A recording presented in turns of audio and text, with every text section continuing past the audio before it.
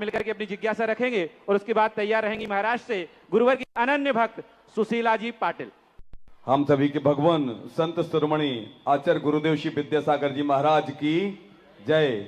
आज उनके दीक्षा दिवस को, जो दीक्षा दिवस 52 वर्ष पहले हुआ था वो तो हमने नहीं देखा था, लेकिन आज उसको सामने मौजी बंधन कार्यक्रम करके मुनिश्री सुधा सागर जी महाराज ने ऐसा ऐतिहासिक बना दिया कि इस दिवस को अब कोई भूलेगा नहीं। आप एक बार पुनः बोलेंगे, संस्कार दिवस, संस्कार दिवस, संस्कार दिवस। हमारे गुरुदेव लगातार, मतलब जब से मैं देख रहा हूं 2 बजे के करीब मंच पर आए थे। अच्छा भैया 1 सेकंड बाद, हमारे बीच में अभी गुरुवर के मुखारबिंद से एक नाम निकला था, सुरेंद्र जी भैया सट्टू पर, सट्टू कर्रापुर और उनके बच्चा ठीक 12:45 में आ गया। 12:45 महाराज श्री तब से अभी तक लगभग 72 लोगों के सिर पर महाराज श्री ने हाथ रखा, साथिया बनाया, संस्कार दिए। आप सोचो कि 7200 बार यदि आपका हाथ बार बार आता जाता है तो क्या आप उसको बढ़ता? कैसे गुरुदेव, कैसा है ये, कैसा आतिश है गुरुदेव कि हम लोग देख रहे हैं कि इतने घंटों में साथी जिज्ञासा का कार्य शुरू हो गया। महाराज जी जिज्ञासा का 2 मिनट का समय भी निकल गया था। हम लोगों ने सोचा महाराज श्री कि अब आज जिज्ञासा शायद लेट होगी, लेकिन ऐसा असंभव था। और महाराज श्री आज जो संस्कार दिवस हुआ उसका एक साक्षात सबूत, एक छोटे से बच्चे को या चांदी का लॉकेट मिल गया तो आके दे गया कि भैया मुझे ये बाहर पड़ा मिला है। महाराज जी संस्कार दिवस का संस्कार हमें आज ही सबूत के साथ देखने मिल गया। महाराज श्री ऐसा कैसा आतिश है आपका, जब से आप सागर आए हैं ये सागर नगरी का कण कण धन्य हो गया। महाराज श्री ऐसा कैसा आतिश है, ऐसे कौन से देव सहयोग करते हैं महाराज श्री आपका कि हम लोग कुछ भी सोचते हैं और उसका इतिहास बन जाता है। महाराज श्री, महाराज जी इसी के साथ साथ एक बात और कहना चाहता हूं कि हजारों की तादाद में, देखो जिस कार्य के पास करने के बाद एनर्जी और बढ़ जाती है उसको बोलते हैं धर्म कार्य, और जिस कार्य करने के बाद थक जाते हैं उसको मैं धर्म कार्य नहीं मानता, क्योंकि ये सब कार्य एनर्जी बढ़ाने वाले हैं, एनर्जी घटाने वाले नहीं हैं। धर्म कभी भी एनर्जी घटाता नहीं है।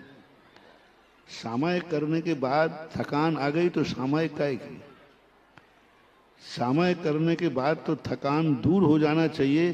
सामायिक के पहले तो थका हुआ व्यक्ति रहता है, और सच्ची सामायिक करने वाला सामायिक के बाद एनर्जी फुल हो जाता है। सामायिक उसी का नाम है जिसमें एनर्जी डेवलप हो। तो ये सब कार्य जो हैं, इन कार्यों के लिए एक अपने आप में एक ऐसी भावना होती है संस्कार का। और अब तो आचार्य दिवस को, आचार्य की दीक्षा दिवस का तो बहुत प्रचलन था। प्राय कोई भी आचार्य दिवस बहुत कम मनाते हैं। हमने भी बहुत कम ही आचार्य दिवस पे 2-4 कार्यक्रम तो हुए हैं, लेकिन ज़्यादातर यूँ निकल जाता है। आचार्य पदारोहण को ज़्यादा कभी लोग भी नहीं मनाते जाते, पर अब जो रूप बन गया है कि आचार्य पदारोहण नाम संस्कार दिवस, जय हो गुरुदेव, इसलिए इसको स्थायी छाप मिल गई।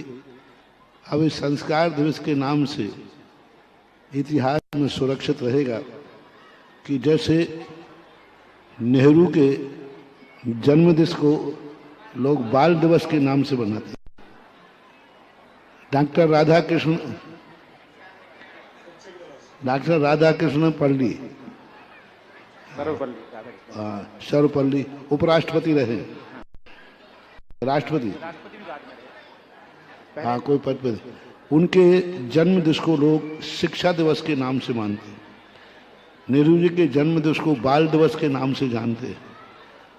और अब आचार्य श्री के पदारोहण को लोग संस्कार दिवस के नाम से जानते हैं। आगे क्या कैसा बनता है, पर अब होगा तो कुछ और, इससे और अच्छा कुछ। अभी 8 दिन के सोच का ये परिणाम था। अब मौका मिलेगा साल भर सोचने के लिए, तो साल भर सोचने के बाद क्या रिजल्ट आएगा अब ये तो हम कह नहीं सकते आएगा। जिज्ञासा और रखेंगे। नेहरू जी ने देश की स्वतंत्रता के समय एक नारा दिया था। देश का प्रथम प्रधानमंत्री ने जब दिल्ली के लाल किले पर ध्वजा फहराई थी 15 अगस्त सन 1947 के, और उस समय उन्होंने एक नारा दिया था देश का, यदि देश को समृद्ध बनाना है तो उन्होंने एक नारा, आराम हराम। ये पहला नारा था नेहरू जी का था, आराम, और आराम हराम तुम मानोगे तो देश एक दिन इतनी ऊंचाई पर पहुंच जाएगा कि सारा विश्व इस भारत देश को देखेगा। जब देश के प्रथम प्रधानमंत्री ने, राजा ने भी यही कहा, धर्म तो कहते ही हैं, तो उनमें कोई ना कोई दम होती है। और वो नारा जो है इतना प्रसिद्ध हुआ, विदेशी लोगों ने भी एक्सेप्ट किया कि नारा दिया एक प्रथम प्रधानमंत्री ने प्रथम लेक्चर पर, आराम हराम है। तो अपन लोगों को लिए भी सब लोग यही ठान ले में आराम, हाँ, तो फिर हमें थोड़ी परेशानी कम हो जाएगी।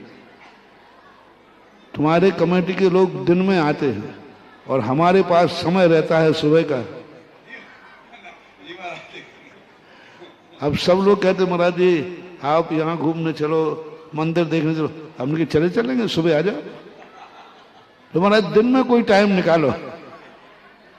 दिन में हमारे पास तुम्हारा टाइम नहीं है, सुबह तुम्हें आराम से समय नहीं। और सुबह का टाइम जो रहता है साधु का सबसे बढ़िया टाइम रहता है, जब साधु शुद्धि के शौच के लिए जाता है ना, उस समय बहुत सारे कार्यों के आशीर्वाद मिल जाते हैं। तो इस प्रकार की रीति है।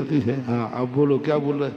चक्रेश क्या बोलो? चक्रेश महाराज श्री एक बात और बोलना था। महाराज श्री 8 वर्ष के बच्चों का हम लोगों ने दिया था कि 8 वर्ष से ऊपर के बच्चे, महाराज श्री 4 वर्ष और 3 वर्ष के बच्चे यहाँ 7 घंटे बैठे रहे महाराज श्री, और हिले तक नहीं महाराज श्री। ऐसा कैसा अतिशय, ऐसा कैसा अतिशय चक्रेश? कोई संदेह नहीं है।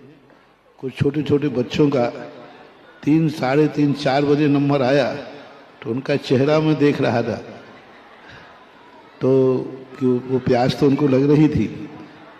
तो ये तो है ही, एक संस्कार की भावना के वजह बैठे रहे। थोड़ी सी भीड़ ज़्यादा होने से व्यवस्था के लिए थोड़ा सा कर देते हैं, और इसमें थोड़ा सा कंट्रोल कर सकते थे तो और जल्दी हो सकती। लेकिन कोई बात नहीं, पहले में जो कुछ होता है सब अच्छा होता है।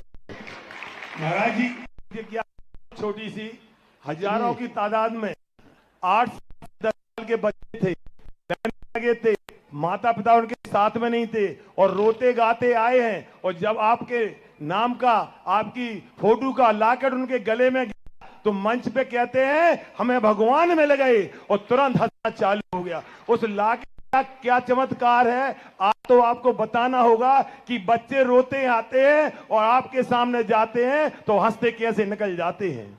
उसी हंसने के लिए तो मेहनत कर रहा हूँ।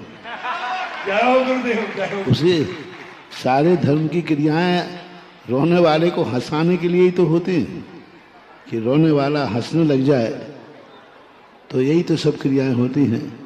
तो संस्कार का प्रभाव तो रहता ही है। और बच्चों ने बहुत साहस किया, बहुत, इतनी ज़्यादा यहाँ गदर कर दी।